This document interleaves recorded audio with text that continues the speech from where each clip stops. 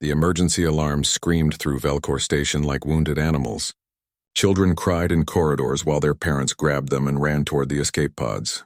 But the pods were already gone, stolen, or destroyed. The Zrathi had made sure of that. Commander Thelvon watched the security feeds with growing horror. The Zrathi moved through the station like sharks through water.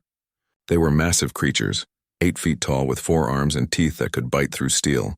But it wasn't their size that made them terrifying. It was their playfulness. They hunted families for sport, broadcasting their kills across every screen on the station.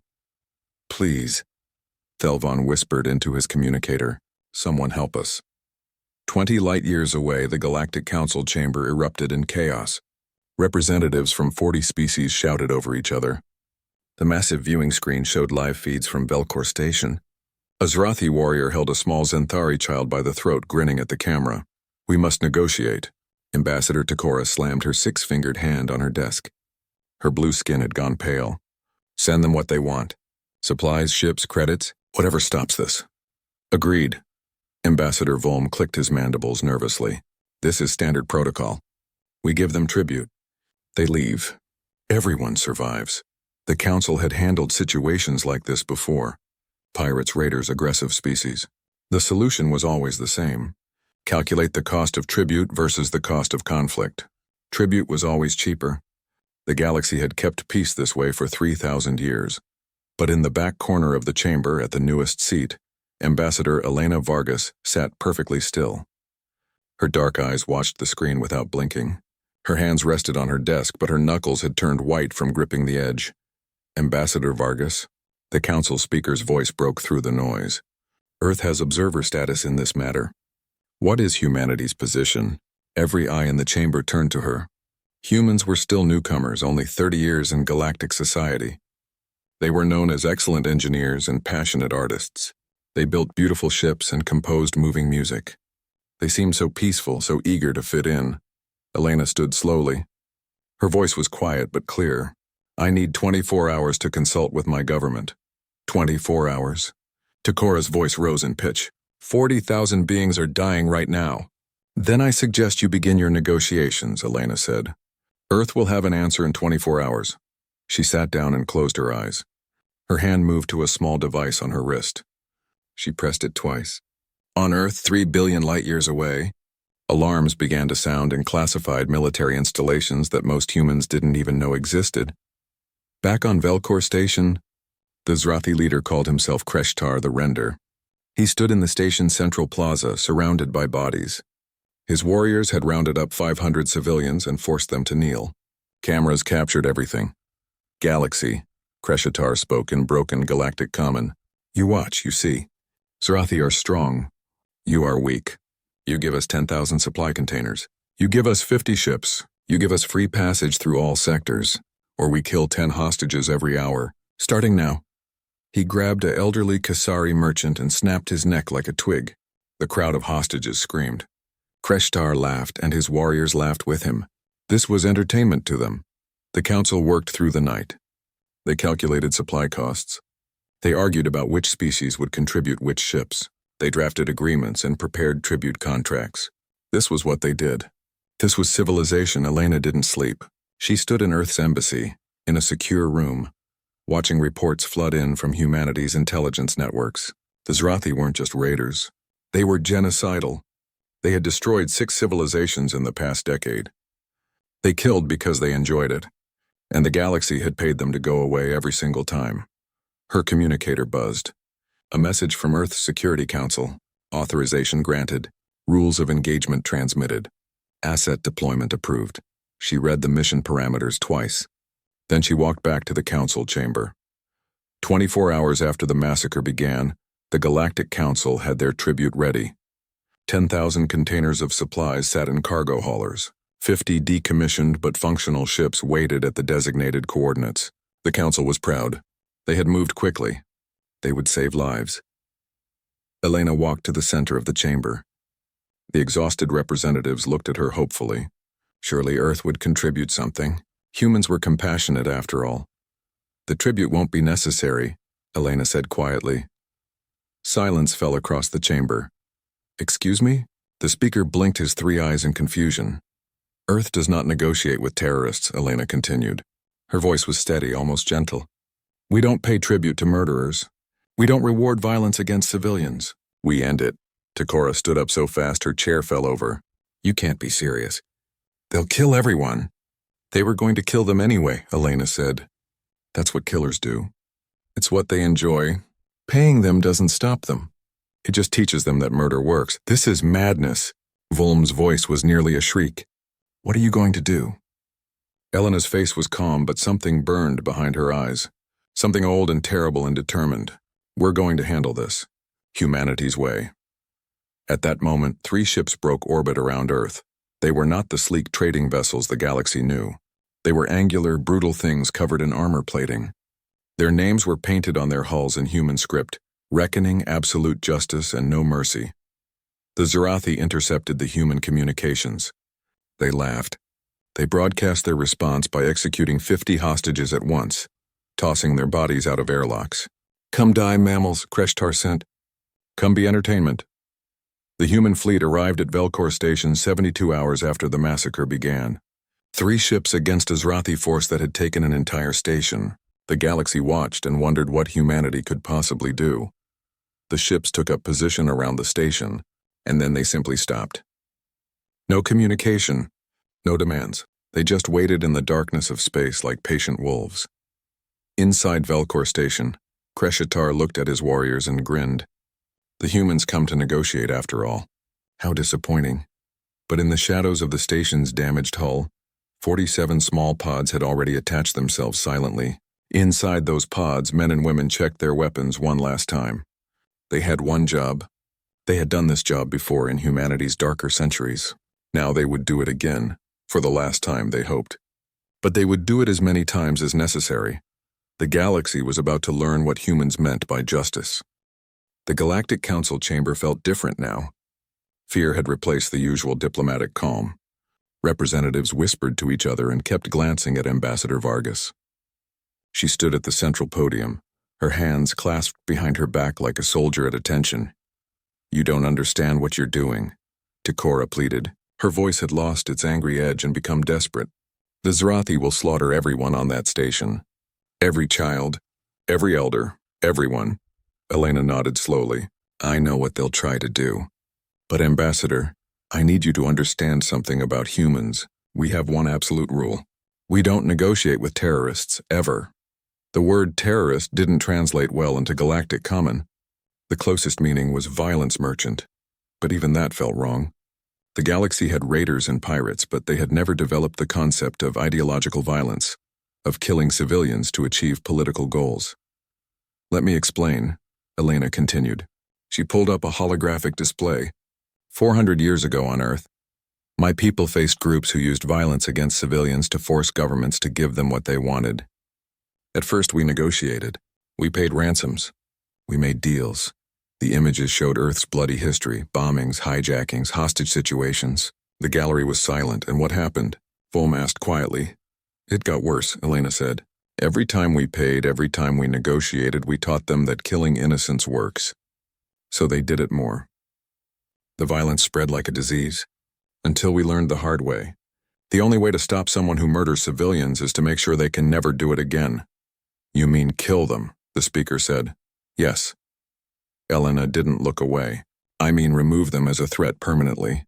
Because the alternative is teaching the entire galaxy that mass murder is profitable, and I won't let my species be responsible for that lesson. In orbit around Earth, the massive defense station called Olympus received final authorization codes. Deep in the station's restricted sections, doors opened that hadn't been opened in 29 years. Since humanity had joined the galactic community, these weapons had been locked away, hidden. The galaxy didn't need to see what humans could do when they truly went to war. But now the locks were opening. Admiral Chen stood on the bridge of the reckoning, watching Velcor Station grow larger on his screens. He was 60 years old and had spent 40 of those years in the United Nations Space Command. Before first contact, he had fought in the corporate wars and the Arctic conflict. He knew what humans could do to each other, and he had sworn he would never let humanity become that violent again. But this was different. The Zarathi weren't human. They couldn't be reformed or negotiated with or understood. They were predators who had found easy prey in a galaxy that had forgotten how to fight. "Sir, the Zrathi are broadcasting another execution," his communications officer reported. Her voice was steady, but her hands shook slightly. "Don't watch it," Chen said gently. "Focus on the mission. We're going to save everyone we can." His tactical officer looked up. "Admiral, the teams are in position. 47 breach points confirmed. Hostage locations mapped. We have thermal scans on every Zrathi in the station." "Good." Chen straightened in his chair. "Send the message." A single transmission went to Velcor Station directly to Kreshitar's communication device. It contained 3 words in perfect Zrathi: "This ends now." Kreshitar laughed when he heard it. He was standing in the station's main commerce level, surrounded by 200 hostages. His warriors had been killing people every hour for 3 days. The floor was covered in bodies. This was the greatest hunt of his life. "The humans make threat," he announced to his warriors. "This is funny. We have hostages. We have station. They have 3 small ships. What they do?" His second-in-command, a scarred veteran named Thrax, felt less certain. "These humans. Information says they are traders, engineers, not warriors." "All prey says they are not prey," Kreshtar dismissed the concern. "When we break them, the whole galaxy knows. Zrathi are true masters." He didn't notice the small devices that had been quietly attached to the station's hull. He didn't see the heat signatures of the 47 teams moving through the maintenance tunnels. The Zrathi had superior senses, but they had never fought an enemy who used technology to hide their presence. Sergeant Maria Reyes led her team through a dark corridor. She had 12 people with her, all veterans of the Special Operations Division. They moved in complete silence, their suits dampening all sound and heat. Each person knew exactly where to go, exactly what to do. They had trained for this. Humanity had promised the galaxy they were done with war, but they had never promised to be helpless. These teams had drilled endlessly in zero-gravity combat, hostage rescue, and urban warfare. Just in case the galaxy wasn't as peaceful as it seemed. Approaching commerce level, Reyes whispered into her comm. "I have eyes on 40 hostages, 6 targets." "Confirmed," Admiral Chen's voice came back. "Weapons free on my mark. Remember, not one hostage gets hurt. That's our mission." Across the station, 47 teams reported ready. They had identified every Zrathi, mapped every hostage location, planned every angle of fire. This was what made humans different. They didn't just attack. They planned. They calculated. They turned violence into a science. "All teams," Chen said quietly. "Mark." The station's lights went out. Emergency power failed. The Zrathi roared in confusion and anger.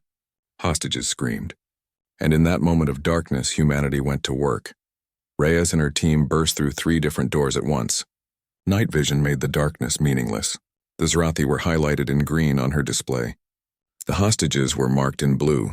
She fired 6 times in 2 seconds. 6 perfectly placed shots. 6 Zrathi dropped without ever seeing what killed them. "Hostages secure," she reported. Moving to extraction point, it was happening everywhere. The Zrathi had numbers and strength, but they were scattered across the station. The humans hit every group at once. Precise, coordinated, merciless. Kreshtar realized something was wrong when his warriors stopped reporting in. He grabbed a communicator. "All units, report." "What happening?" Silence, then screams, then silence again. "Fall back," he roared. "Regroup at Central Plaza." But the humans had predicted that too. They had herded the Zrathi exactly where they wanted them. Away from hostages, into open areas, into kill zones. By the time Kreshitar reached the Central Plaza with 50 of his warriors, he understood. They weren't hunting anymore. They were being hunted. The humans appeared from every entrance. They moved like water, flowing around obstacles, covering each other's angles. Their weapons made soft coughing sounds, and Zrathi dropped. No wasted shots. No hesitation. Kreshtar raised his forearms in surrender. "Stop, we negotiate. We release hostages." A human voice came from the shadows, cold, calm, final. "We don't negotiate with killers. You should have thought about mercy when you had the chance." The last thing Kreshitar saw was a red dot appearing on his chest. 18 hours after the assault began, Admiral Chen sent a message to the Galactic Council. "Velcor Station is secure. 3,847 hostages extracted. Survival rate 94%. All hostile forces neutralized. 0 human casualties. In the council chamber, the silence was absolute.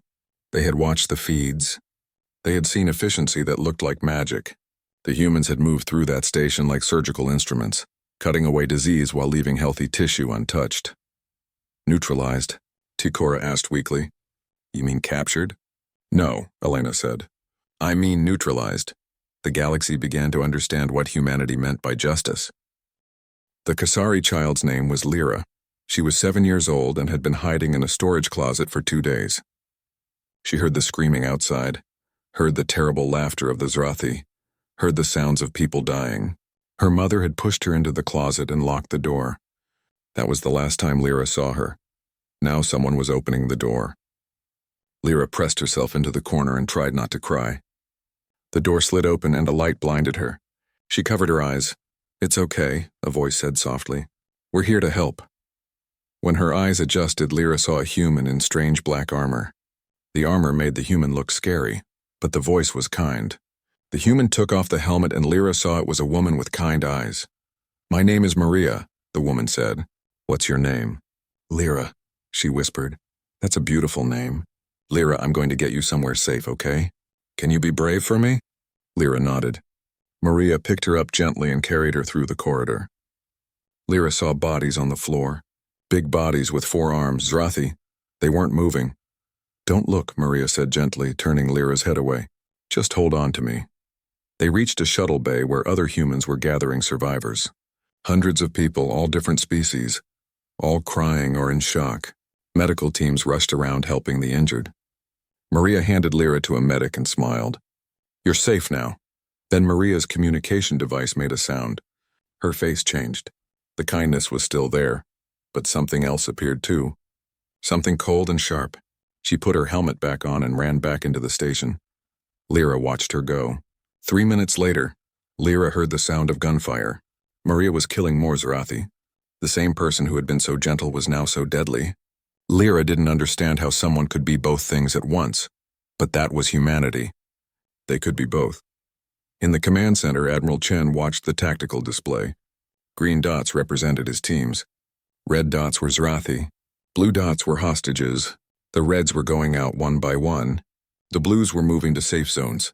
Sir, we have a problem, his tactical officer reported. Large group of Zrathi in the agricultural section. They have approximately 200 hostages and they're using them as shields. Chen's jaw tightened. This was the scenario they had trained for but hoped to avoid. Get me a visual. The screen showed a massive hydroponic garden.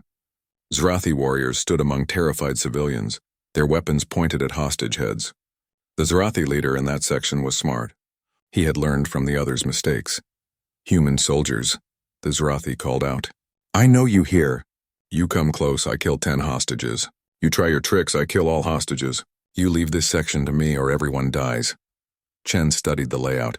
20 Zrathi, 200 hostages. No clear shots, no easy entry points.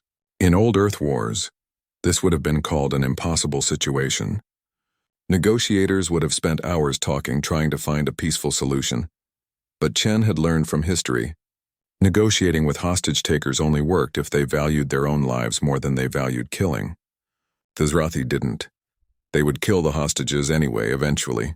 They were just buying time. Get me Lieutenant Park, Chen ordered. A young man appeared on the screen. He was thin and looked more like a teacher than a soldier. Sir, Park, you're up. The drone solution. Park smiled slightly. Yes, sir. Give me 5 minutes. From the Absolute Justice, a swarm of tiny drones launched. Each one was the size of a bee. They had been designed for exploration, but humanity had found another use for them.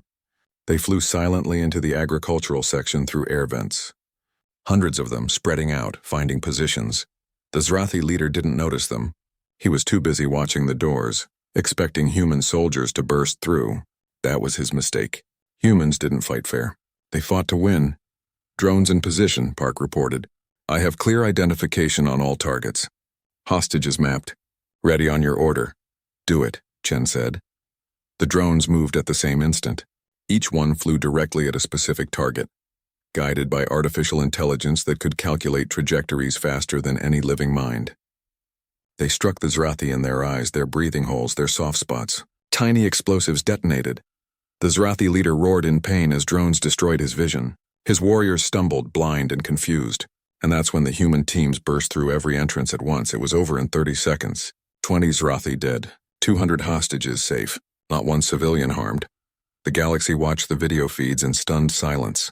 The Zenthari had been studying warfare for 3,000 years as a historical curiosity. They had never seen anything like this.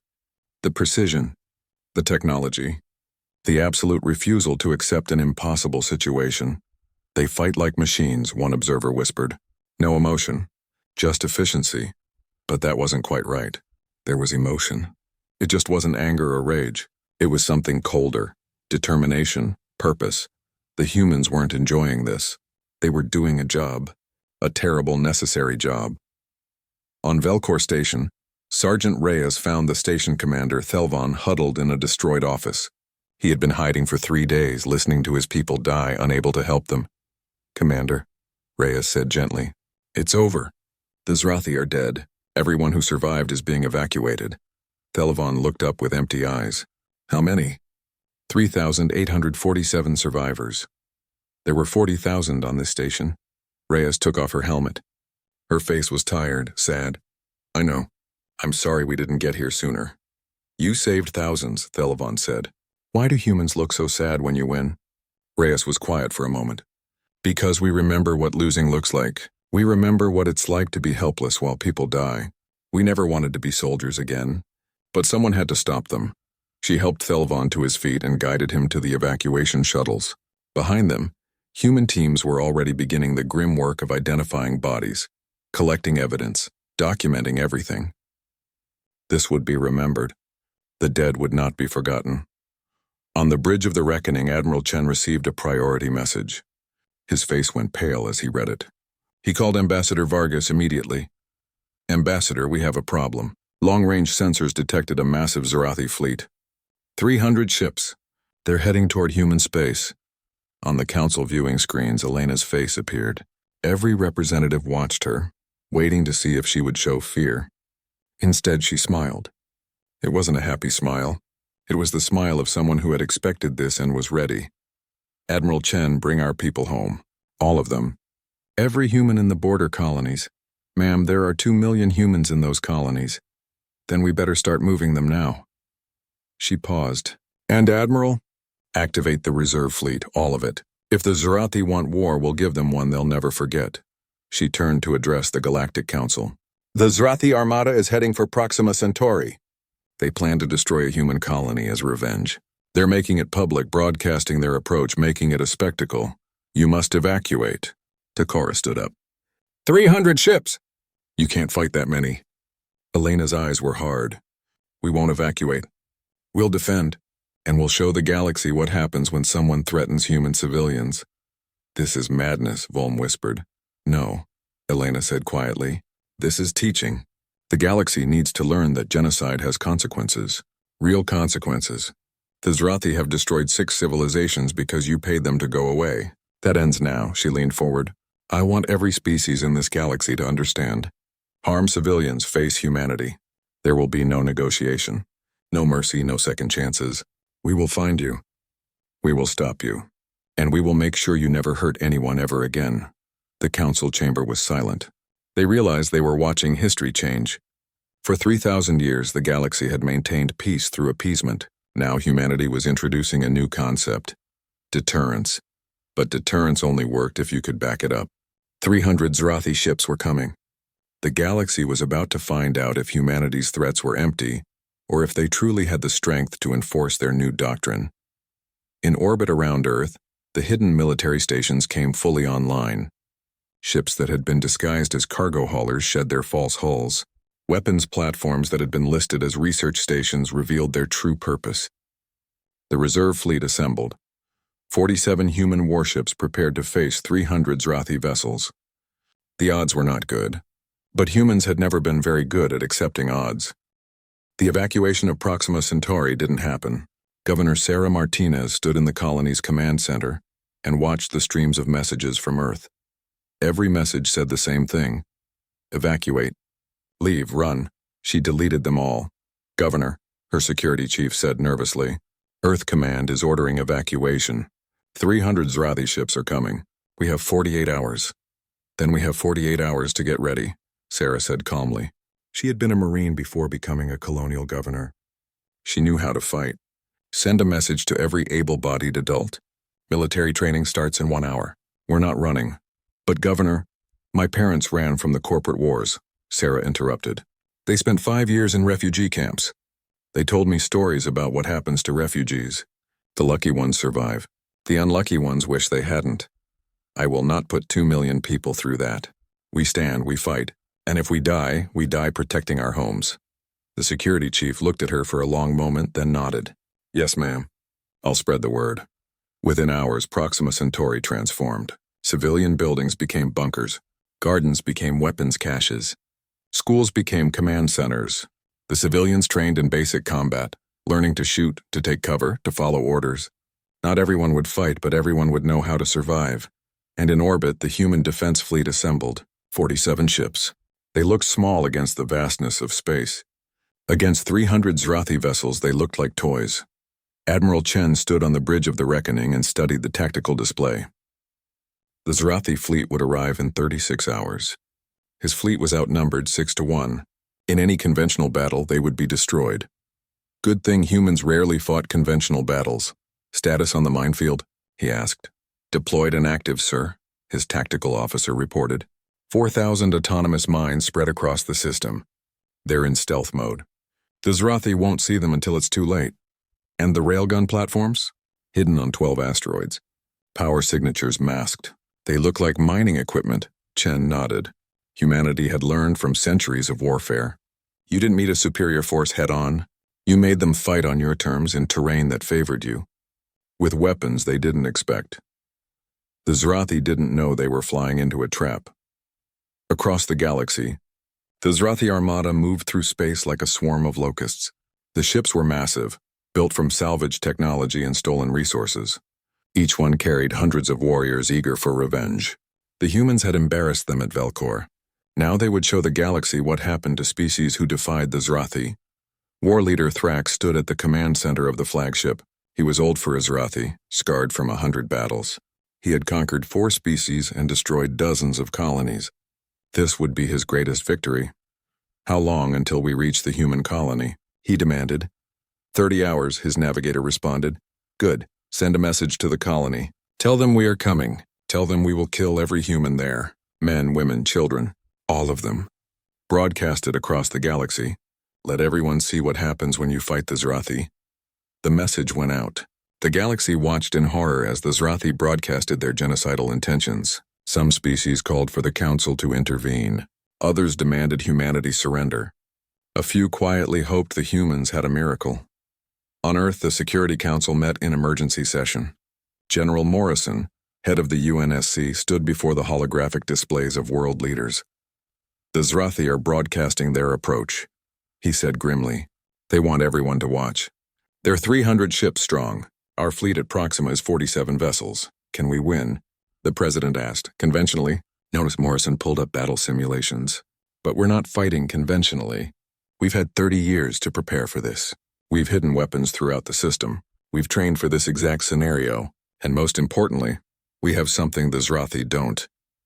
What's that? Experience. Real combat experience against an enemy who wants us dead. The Zrathi fight like predators. They chase, they overwhelm, they rely on strength and numbers. We fight like survivors. We plan, we adapt, we use every advantage. Morrison's face was hard. They think this is a hunt. We're going to teach them it's an execution. The authorization came through. Admiral Chen received his orders.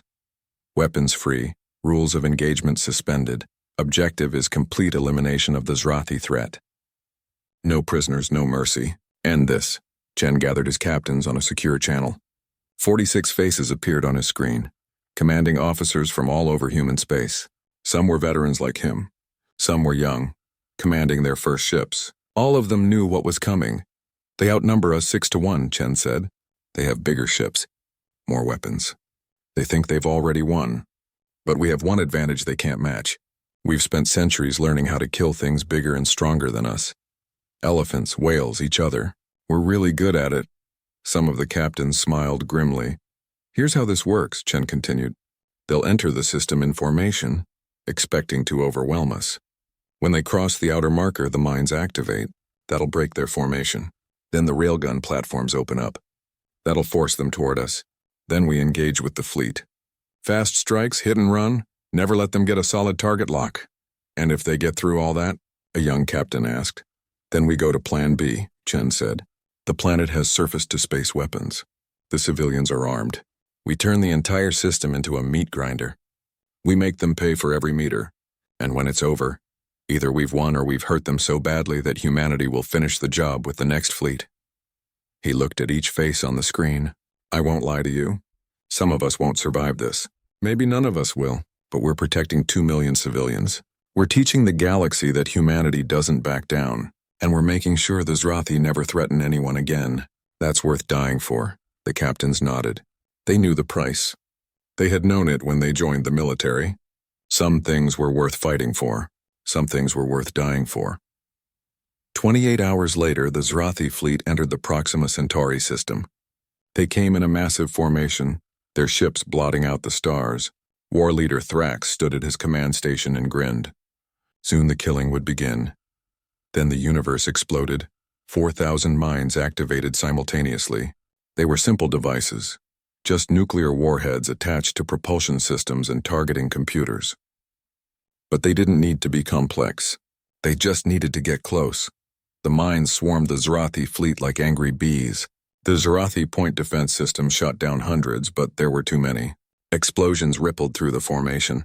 Ships collided as they tried to evade. The perfect battle formation became chaos in minutes. Thrax roared orders, trying to restore discipline. His fleet was still intact, still powerful. They had lost maybe 30 ships. They still had the advantage. Then the railguns opened fire.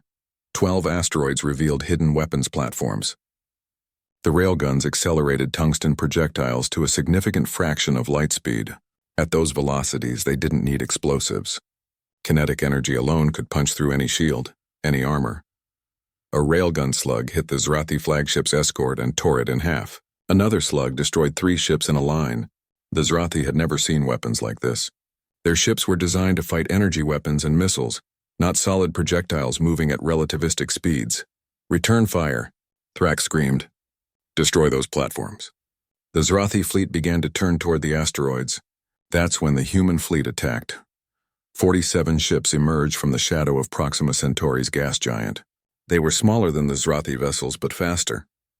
They spread out in a wide formation and unleashed missiles, hundreds of missiles, each one guided by advanced AI, each one programmed to exploit weaknesses in Zrathi shields. The Zrathi tried to respond, but they were in disarray. The mines had scattered them. The railguns had panicked them. Now the human fleet was cutting them apart with precision strikes. Admiral Chen watched his tactical display with cold satisfaction. Everything was going according to plan. The Zrathi were reacting instead of acting. They were playing humanity's game now. All ships focus fire on their command vessels, he ordered. Target their leaders. Make them afraid. The human fleet concentrated its fire. Zrathi command ships exploded one after another. The fleet's coordination began to collapse. Some ships tried to advance. Others tried to retreat. Without leadership, they were just a mob. Sir, his tactical officer reported. Zrathi fleet breaking apart. Estimate 70 ships destroyed. Others are scattering. Don't let them scatter, Chen said. Run them down. All of them. That's when the Zrathi realized the truth. This wasn't a battle. It was a hunt. And they weren't the hunters. The human fleet pursued them through the system like wolves chasing deer. The Zrathi ships were faster in a straight line, but humans knew how to use gravity, how to slingshot around planets, how to predict and intercept. Every Zrathi ship that tried to escape ran into another human vessel waiting for it. War leader Thrax sat in his damaged flagship and watched his fleet die. How had this happened? They had numbers. They had strength. They should have won easily. But the humans didn't fight like any species he had ever faced. They fought dirty. They used tricks. They had turned the entire system into a trap, and the Zrathi had walked right into it. 1 year after the Battle of Proxima Centauri, Elena Vargas stood in front of a wall of names. 2,000 names. Every human who had died in the war against the Zrathi. She touched each name softly, whispering words only she could hear. Ambassador Vargas.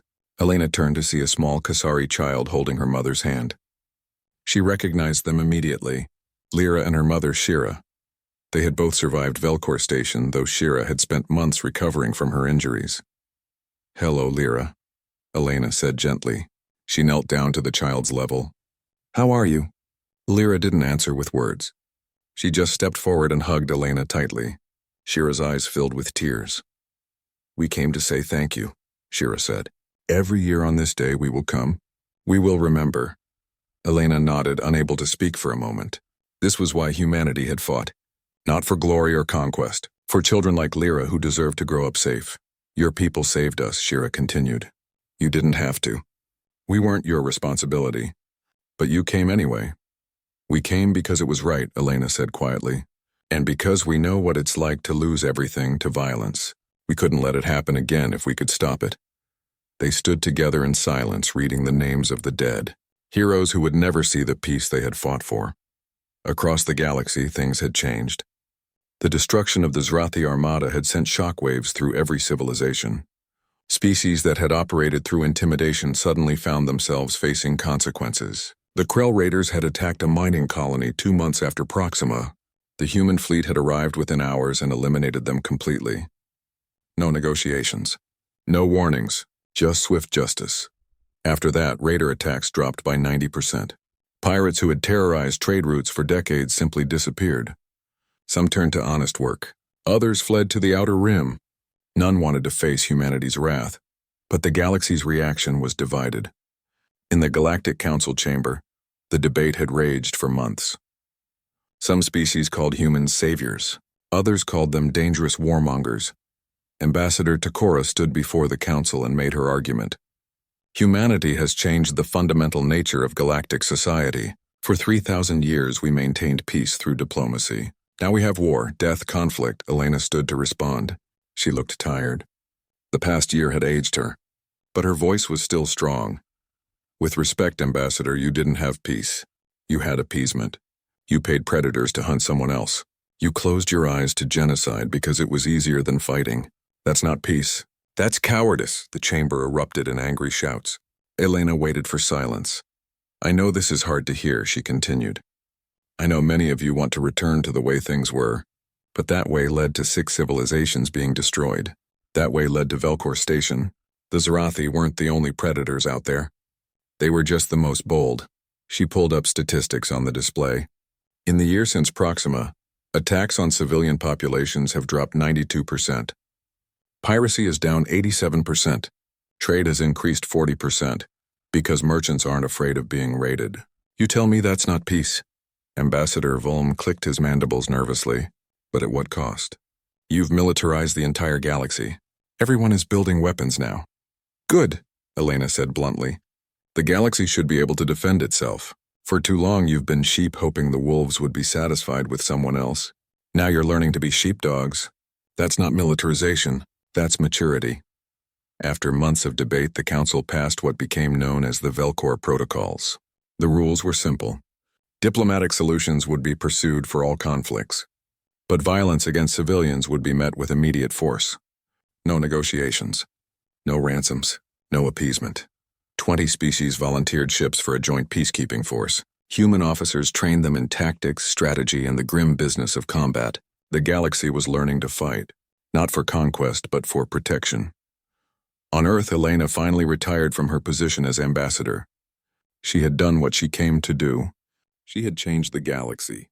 Now she just wanted to go home. A reporter caught her at the spaceport. Ambassador Vargas, one last question.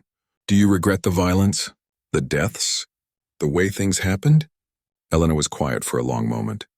She thought about the names on that wall. The families who lost loved ones. The psychological scars that would never fully heal. I regret that it was necessary, she said finally. I regret that evil exists in this galaxy. I regret that sometimes the only way to stop violence is with greater violence. But do I regret stopping the Zrathi? Do I regret saving those hostages? Do I regret teaching predators that there are consequences? She looked directly at the camera. No, I don't regret protecting the innocent.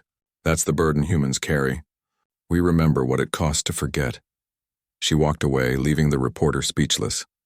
In the outer rim of the galaxy, a small group of Zrathi lived on an isolated world. They had survived the war by being far from the fighting. They had given up their old ways, turned to farming and simple living. But they told stories to their young. Long ago, the elders would say, "We were mighty hunters. We feared nothing. We took what we wanted. We killed for sport. What happened?" The young ones would ask. "We met the humans," the elders would say. "They looked weak. They looked like prey. But humans are not prey. They are survivors who remember every lesson their ancestors learned. They have seen darkness we cannot imagine, and they decided long ago that they would never be helpless again." "Are they stronger than us?" the young would ask. "In the ways that matter, yes. We were stronger in body, but they were stronger in mind, in unity, in purpose.